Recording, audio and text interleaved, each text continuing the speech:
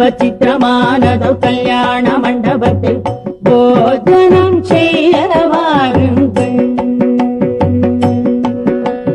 வாழை மரத்துடன் வெட்டி வேற்கொழுந்து மாவிலை தோரணம் பவழ ஸ்தம்பம் நாட்டிய கூடம் பச்சமரகதம் பதித்த செவர்களும் பசும்பொன் தரையில் பலவர்ண கொடியினால் பதித்த கோலத்தில் நட்ட நடுவே குத்து விளக்கேற்றி